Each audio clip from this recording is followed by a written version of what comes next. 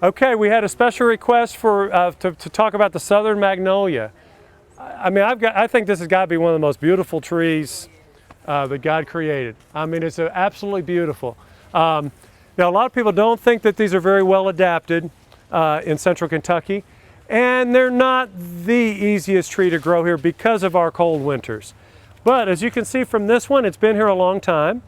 Even in our worst winters, I mean, we've had some killer winters here, and literally it does kill some Southern Magnolias, but typically, even if it gets killed way back, it's got enough life in the roots to push new growth out.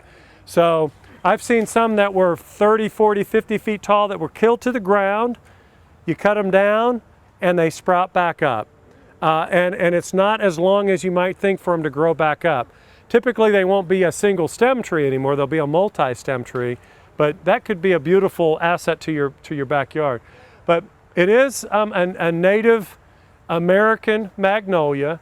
Whether it's typically, I'm not sure if it's exactly native to Kentucky. Caroline, do you know? I don't think it is. Yeah, it's to the southern states like Mississippi, Alabama, Georgia, North and South Carolina, Florida.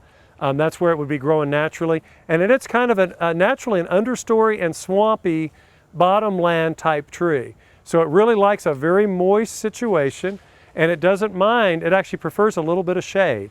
So if you're going to grow this in the best spot here in central Kentucky, pick a north or an east exposure where it's going to be a little bit protected up against your house, or closer to it where it's not going to get that western wind or that hot, the hot winter sun will burn these leaves out really bad. So you needs to have a little bit of shelter during the wintertime especially.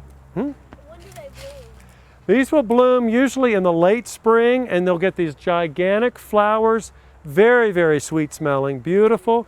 And then we should be able to find some very, very interesting fruit pods on here. Does anybody see one? There's one right there. Up, I hear one right here. Let's see. Up, up.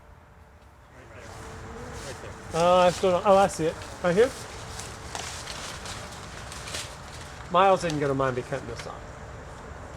Now you can't do this if you're not on an official tree tour. Now this one's a little deformed because normally it's this beautiful cone shape. This guy's a little funny looking back here. But this is a seed pod on a Southern Magnolia. Kind of fuzzy and normally a little bit bigger than this. Now when this thing ripens, and right now there's a smaller magnolia that's also native to the southeastern United States that's opening up. It's called a sweet bay magnolia. And those fruit pods are opening right now. But this will turn kind of a reddish orange, and when the seed pods, it'll open up and there'll be these bright orange seeds that come out. And the birds love them and they're very pretty. I think you all are collecting things, right? Yes. Okay, so that's a magnolia seed pod. Usually you'll see them all around the base of the tree, and those will be coming out here in the next month or so. But it blooms in the late spring and sporadically for about 4 to 6 weeks into the early summer. But it's a wonderful tree. It is a messy tree. You see what's going on underneath the tree right now? That's why a lot of my customers complain about Southern Magnolias, because when they're out enjoying their yards in June and July, the leaves are also falling off. So that's normal.